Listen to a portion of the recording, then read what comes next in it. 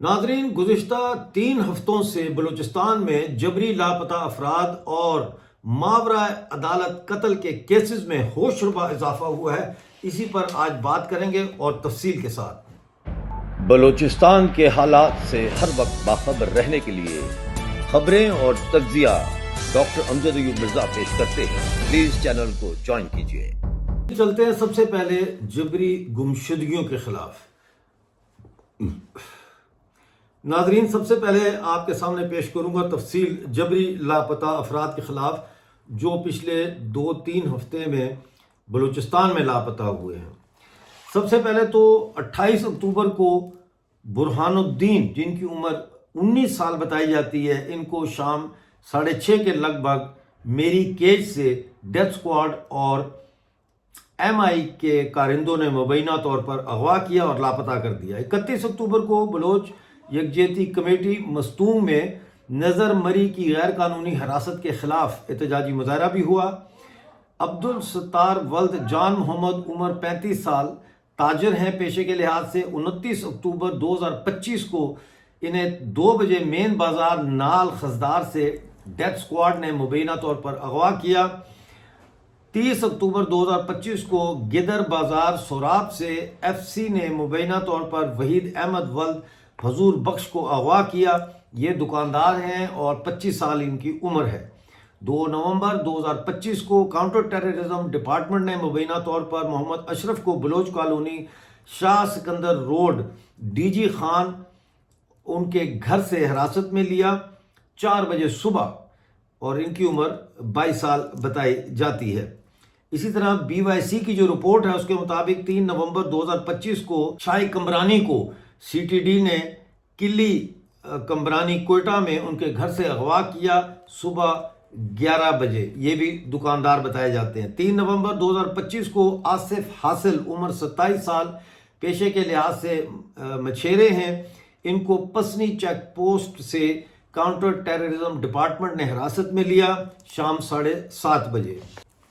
حذیف غفار، عمر 23 سال، یہ طالب علم ہے۔ 5 نومبر کو 1:30 بجے انہیں ڈیتھ سکواڈ اور ملٹری انٹیلیجنس نے چھوٹا زی درنالی بازار سے خزدار میں اغوا کیا۔ سلمان بلوچ، عمر 30 سال، یہ ٹیچر ہیں اور ایم فل کے اسکالر ہیں، ان کو 3 بجے بولان پلازا کوئٹہ سے کاؤنٹر ٹیررزم ڈپارٹمنٹ اور ایف سی نے اغوا کیا، یہ 6 نومبر کو۔ اسی طرح ساحر بلوچ، 23 سال عمر ہے، کیج کے رہائشی ہیں، ان کو بھی 6 نومبر کو 3 بجے بولان پلازا سے سی ٹی ڈی نے اور ایف سی نے گرفتار کیا۔ دلیپ جان، عمر 30 سال، 6 نومبر کو بولان پلازا سے 3 بجے انہیں بھی گرفتار کیا کاؤنٹر ٹیررزم ڈپارٹمنٹ اور ایف سی نے۔ چاکر اکبر، عمر 21 سال، طالب علم ہیں یہ، ان کو 6 نومبر پدراک میں گھر سے اٹھایا گیا رات کے 1 بجے۔ اسی طرح سے 6 نومبر کو معروق بلوچ، عمر 37 یعنی 37 سال، پیشے کے لحاظ سے ڈرائیور ہیں، شام 6:30 بجے دارو ہوٹل جنگی خان گوٹ سے ہوپ چوکی میں ملٹری انٹیلیجنس نے اغوا کیا۔ شفیق احمد، عمر 21 سال، اسٹوڈنٹ آف ڈیزاسٹر مینجمنٹ ہیں یہ، یعنی قدرتی آفات سے نمٹنے کے جو کورس ہوتا ہے وہ کر رہے تھے۔ 5 نومبر کو صبح 10:30 بجے انہیں کلی برامزائی کوئٹہ سے سی ٹی ڈی اور ایف سی نے اٹھایا ہے۔ جلال، 20 سال عمر بتائی جاتی ہے، ڈرائیور ہیں، گومازی تمپ کے رہائشی ہیں، انہیں 2:30 بجے صبح اپنے گھر سے ایف سی نے اٹھایا ہے۔ حاجی سوراب، عمر 45 سال، پنجگور سے تعلق ہے، تاجر ہیں۔ 7 نومبر کو رات 12 بجے انہیں اٹھایا گیا گھر سے، ایف سی یہاں پہ بھی انوالو ہے۔ فراز، 20 سال عمر، بے روزگار، سیٹلائٹ ٹاؤن کوئٹہ سے ایف سی نے ان کو اٹھایا ہے۔ اسی طرح امجد بلوچ، عمر 35 سال، گوادر کے رہائشی ہیں۔ 1 نومبر کو کراچی جناح انٹرنیشنل ایئرپورٹ سے ان کو گرفتار کیا ملٹری انٹیلیجنس اور آئی ایس آئی نے، یہ بتایا جاتا ہے یہ یونائٹڈ عرب ایمریٹس میں مزدور تھے۔ میر، اسی طرح سے ایاز کو 13 نومبر کو اٹھایا گیا، یہ ٹیچر ہیں، انہیں مین بازار بلیدہ سے اٹھایا گیا، ڈیتھ اسکواڈ نے اٹھایا۔ مہران عمر 16 سال طالب علم ہیں، انہیں صبح 5 بجے مہناز بلیدہ کیچ سے اٹھایا گیا ایف سی نے 14 نومبر کو۔ عادل عمر 20 سال بے روزگار 13 نومبر کو رات 11 بجے انہیں بھی مہناز بلیدہ سے اپنے گھر میں ایف سی نے اٹھایا۔ ظہیر عمر 25 سال یہ کسان ہیں، انہیں 12 بجے رات کو اپنے گھر مہناز بلیدہ سے ایف سی نے 13 نومبر کو اٹھایا۔ اسی طرح وسیم 27 سال ان کی عمر ہے، یہ بھی کسان ہے، 13 نومبر کو رات 11 بجے مہناز بلیدہ کے سے انہیں ایف سی نے اٹھایا۔ حاجی ولید شاہوانی 32 سال ان کی عمر ہے، دکاندار ہیں، یہ اپنی دکان میں تھے، ان کو بھی اپنی دکان سے سی ٹی ڈی اور ملٹری انٹیلیجنس نے اٹھایا ہے 12 نومبر کو 3 بجے۔ یہ پوپلزئی مارکیٹ جناح روڈ کوئٹہ سے ان کو اٹھایا گیا جہاں ان کی دکان تھی۔ اسی طرح جان زیب بلوچ 27 سال کے ہیں، دکاندار ہیں، 2 بجے ہزار گنجی اور موسیٰ کالونی کے درمیان سے انہیں سی ٹی ڈی اور ایم آئی نے اٹھایا 11 نومبر کو۔ یہ کچھ تفصیل تھی جو میں نے آپ کو بتائی ہے جبری لاپتہ افراد کی، اور اب میں آپ کو ماورائے عدالت قتل کی جو بی وائی سی نے رپورٹ جاری کی ہے اس کے حوالے سے بتاتا ہوں۔ عبد الخالق یہ سابقہ ایف سی کے میں ملازم تھے، ان کو یہ کیچ کے رہائشی تھے، ان کی گولیوں سے چھلنی لاش ملی تھی۔ عبد الخالق کے بارے میں ہم نے ایک پہلے بھی پروگرام کیا تھا جس میں بتایا تھا کہ انہوں نے بلوچوں کے اوپر گولی چلانے سے انکار کر دیا تھا، جس پر ان کو ایف سی سے نکال دیا، پھر ان کو اٹھا کے لے گئے، پھر ان کو گولیاں ماری اور ان کی چھلنی لاش جو ہے گولیوں سے وہ پھینک دی۔ نجیب اللہ جو ہے یہ ڈیتھ اسکواڈ نے ان کو مارا، ان کی عمر 31 سال تھی، یہ میریا کلاگ کے رہائشی تھے، ان پر میری لنک روڈ پر ٹویوٹا گاڑی میں سوار لوگوں نے فائرنگ کر کے ان کو شہید کیا۔ اسی طرح عبد الرحمان جن کی عمر 16 سال بتائی جاتی ہے اور تمب کے رہائشی ہیں، انہیں باپ کے سامنے دکان کے اندر جا کر گولیاں ماری گئیں۔ یہ 12ویں جماعت کے طالب علم تھے اور 2 نومبر کو یہ شہید ہوئے۔ اسی طرح باہد بلوچ کو لاہو گاؤں تمب کیچ یہ کے رہائشی تھے، 1 نومبر کو ان کو گولی مار کر شہید کر دیا، یہ مزدور تھے۔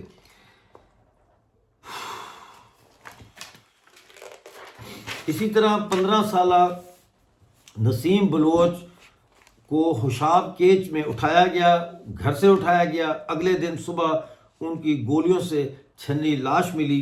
ادھر میر دوست کو 10 نومبر کو تشدد اور گولیوں سے 10 نومبر کو میر دوست کی تشدد زدہ اور گولیوں سے چھلنی لاش جو ہے وہ گنا ایریا تربت سے ملی، انہیں 13 فروری کو اغوا کیا گیا تھا۔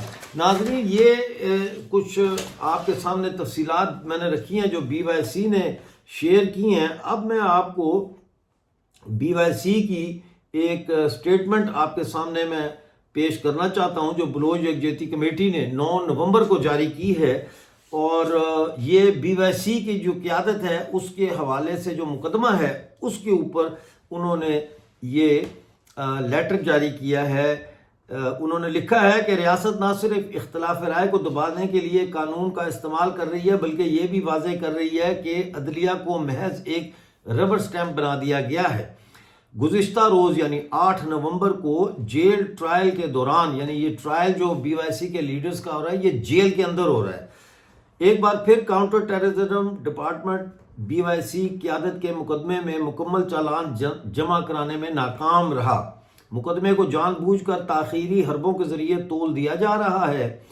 ابتدا سے ہی سی ٹی ڈی مکمل چالان جمع کرانے سے مسلسل گریز کرتی رہی ہے، جبکہ عدالت ان تاخیری حربوں کی حمایت کرتی دکھائی دیتی ہے۔ مکمل چالان جمع کرانے میں ناکامی کے باوجود عدالت نامکمل چالان کی بنیاد پر فرد جرم عائد کرنے کی جلدی میں ہے، تاہم مقدمہ صرف اس صورت میں آگے بڑھنا چاہیے جب تمام چالان باقاعدہ طور پر جمع کرائے جائیں۔ بدقسمتی سے عدالت سی ٹی ڈی کے اس غیر قانونی طرز عمل کی پشت پناہی کرتی ہوئی نظر آتی ہے۔ ابتدا سے ہی CTD نے BYC قیادت کے خلاف جھوٹے FIRs کی ایک لمبی فہرست تیار کی ہے، حالانکہ جج پہلے ہی یہ ہدایت دے چکا ہے کہ تمام FIRs ایک ساتھ پیش کی جائیں۔ ان ہدایات کے باوجود CTD 25 سے زیادہ جعلی FIRs تیار کر چکی ہے، مگر زیر سماعت کارروائیوں میں CTD اب وہ نئے FIRs چالان شامل کر رہی ہے جو پہلے کبھی پیش ہی نہیں کیے گئے۔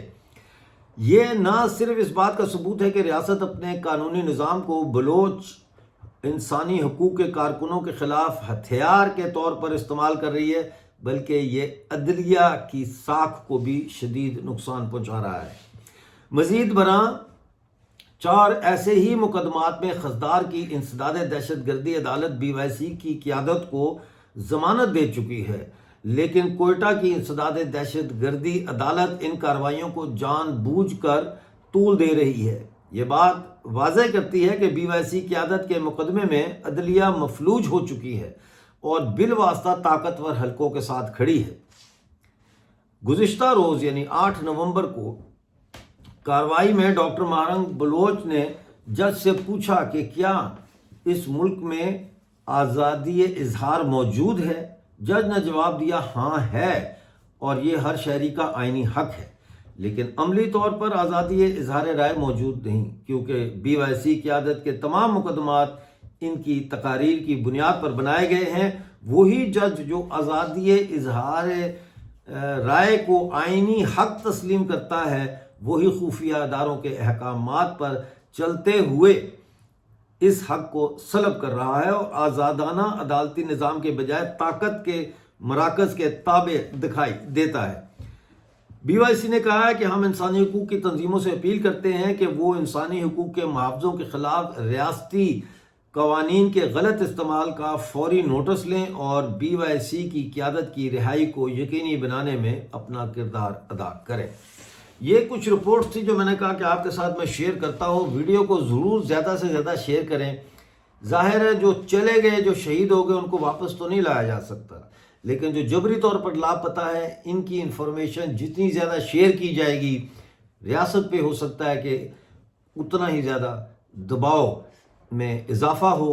بہرحال جیسے ہی کوئی اپڈیٹ آئے گی لے کے آپ کی خدمت میں حاضر ہوں گا۔ اس وقت تک کے لیے مجھے اجازت دیجیے، اپنا بہت سارا خیال رکھیے۔